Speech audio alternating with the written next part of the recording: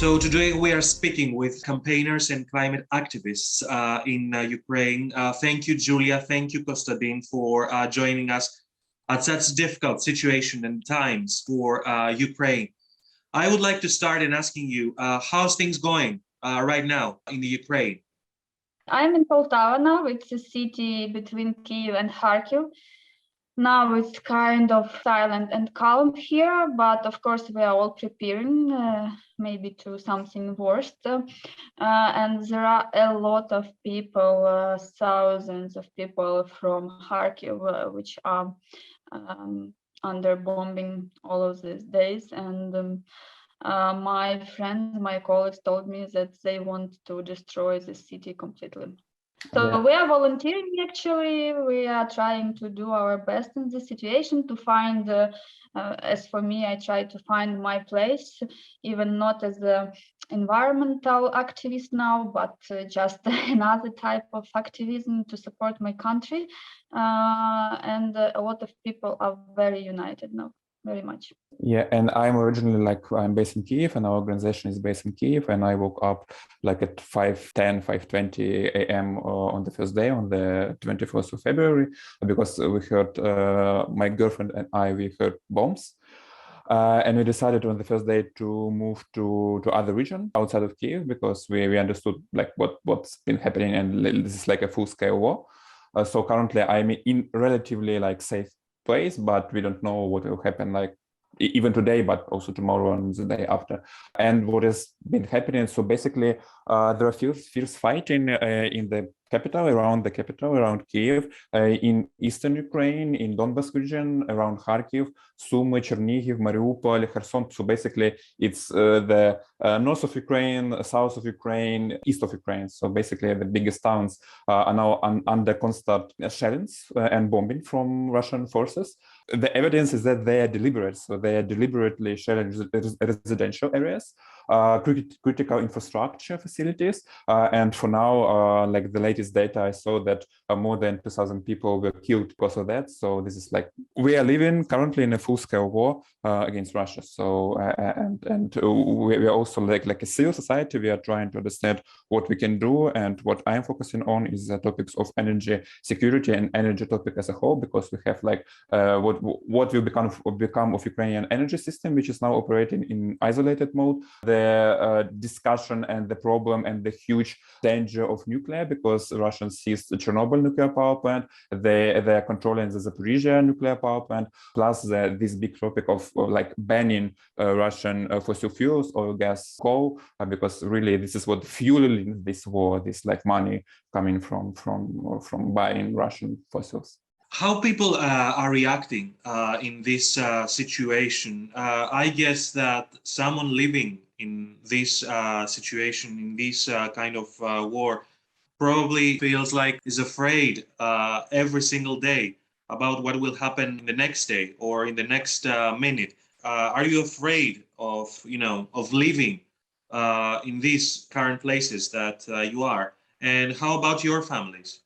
Okay, so of course a lot of people are living in Ukraine now, maybe not entire Ukraine, but some of regions, and just moved to western part of Ukraine.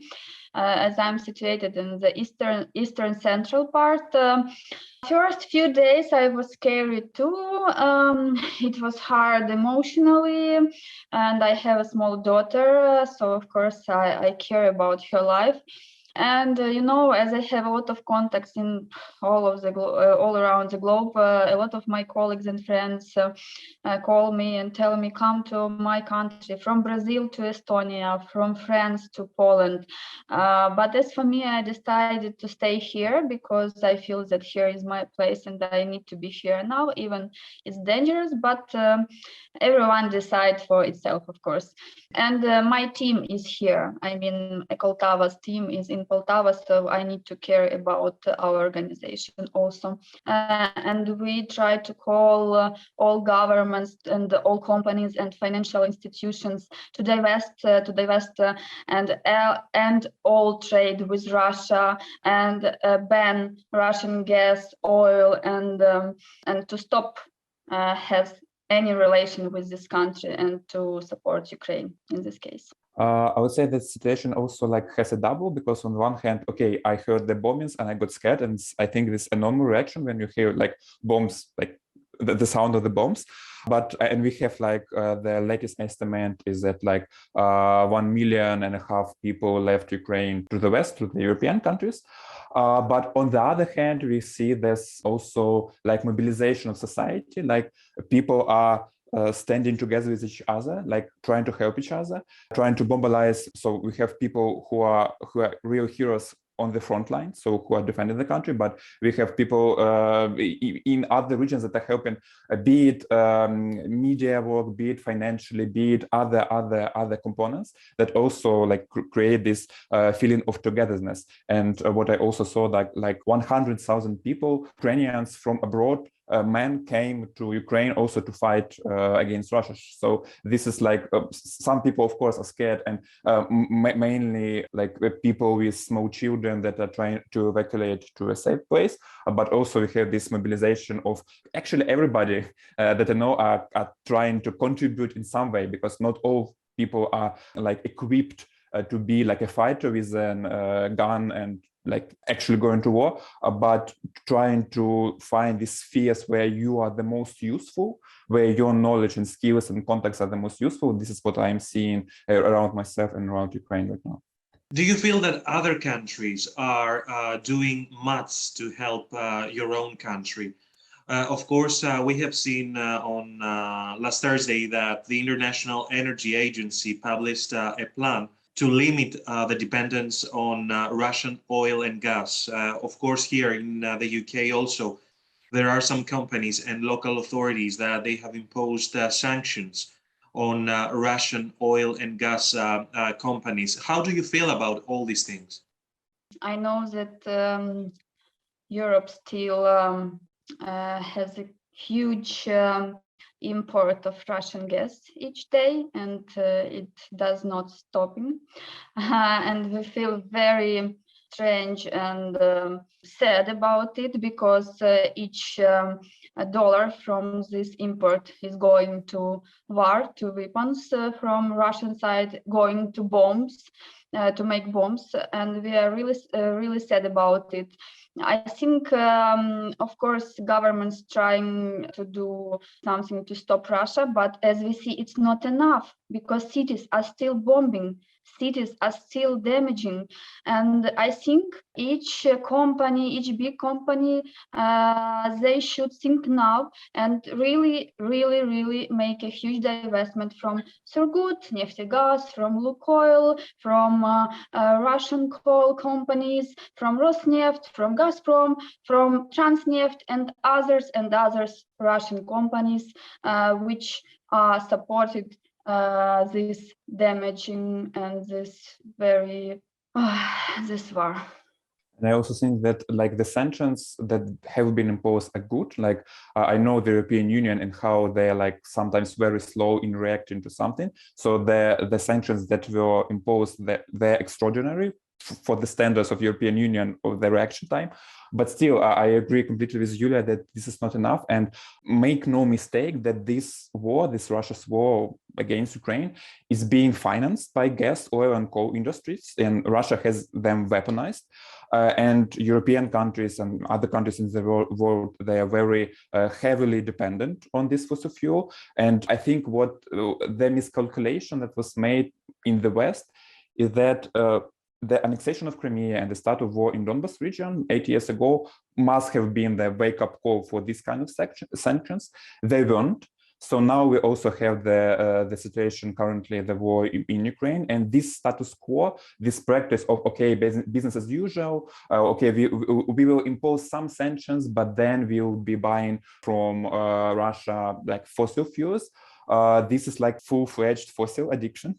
And like the countries in Europe must kick it because it's very dangerous. And what some are saying, like, okay, we can limit the import, we can like restructure our contracts. In my opinion, it's not enough. It's not enough because every day Russia receives millions and millions of euros. The day they turn into like financing the war and the planes and the tanks and so on that are killing Ukrainian citizens. On the other hand, someone might say that, just yesterday, Vladimir Putin said that all these sanctions are equivalent to a declaration of war. What's your thoughts on this kind of things? But it's already war. And, thousands of people are dying here. Okay, of course, I understand governments, they are worried about their countries and people, but we are also part of Europe.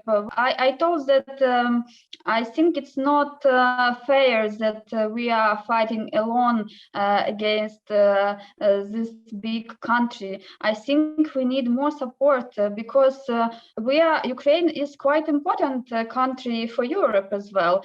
And I don't know, I think it's not a good situation. But what I want to say about ordinary people, they are completely gorgeous in all over the European, American, and other countries. Because when I see all of these thousands and hundreds of thousands of people on the squares of European cities, American cities, it's so much supportive for Ukrainians. We see it, really, we see it. We appreciate it so much. It is very important now. And, just few days before war started, with our colleagues were in Budapest in the meeting of gas activists who are fighting against gas extraction. And we just spoke about some fights in Ukraine and some fights in Europe. And these people support Ukrainian refugees now so much. They helping with food, they helping with housing. So ordinary people are very beautiful and strong now. Yeah, and I would add that, okay, Ukraine is at war, but also the West is at war also because by supporting Ukraine, they are part of it. So I also understand, like, okay, everybody is scared of Putin, of not all the army, because we currently see what kind of army it is, but more of the nuclear weapons. But then all the history that I see of Putin, like the war in Georgia, the annexation of Crimea, the war currently in Ukraine, there's also a history of this line. Where do you draw the line? And then Putin oversteps it. So the West cannot be in the delusion that they're like, okay, we can sit it out. You cannot sit it out. So I think this is what needs to be realized, and also like this help with the weapons, help with jets, establish a no-fly zone. Also, this is what needs to be on the table, because otherwise there will be a huge problem in Ukraine, yes, but also for the Europe and the United States.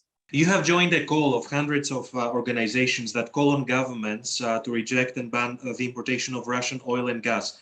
Can you tell us a little bit more about this letter that was signed by all these organizations? Oh, it was very urgent and very quick initiative led by main international climate and fossil-free organizations and some Ukrainian activists like Svetlana Romanko. And we are appreciating very much about this urgent support because I think more than 500 organizations already signed this letter. It's huge. I am campaigner also. I worked at 350 during 3 years, and I haven't seen before such a huge support of any another document and campaign. We really do hope that it would have a strong impact on the governments. Yeah, and this is a very important topic of banning Russia fossil fuels, because 40% like of Russia's budget comes from oil and gas, which also make up 60% of Russia's exports. So the West and the countries need to make sanctions where they actually hurt and dry up this revenue stream, which Russia also uses to finance the war and their operations inside Russia and in Ukraine. So this letter also calls like all the governments, also private companies, financial institutions to divest and to end all trade and embargo of all fossil fuel from Russia, be it gas, be it oil, be it coal. So this is, I think this is also very, very, very important in ending this war, because otherwise Putin can also say, okay, I have money, I can do it indefinitely, and drying up this stream, it can be like a very potent weapon to actually stop this war. My next question is about the current state of the climate activism in Ukraine. You know, we hear every day a lot about climate movements in Europe, in the US, but not so much regarding what is happening in places like Ukraine, where the narrative tends to focus more on the battle and the dependence on Russia. How the Ukrainians are engaged in the climate crisis right now? Most of my colleagues and friends, they are very involved now in informational support and informational campaign against Russia. And also in the same time, they are volunteering in their cities to support Air Force, to support army, yes, and to fight against Russia. So we have like both sides of activism, climate, and another side also.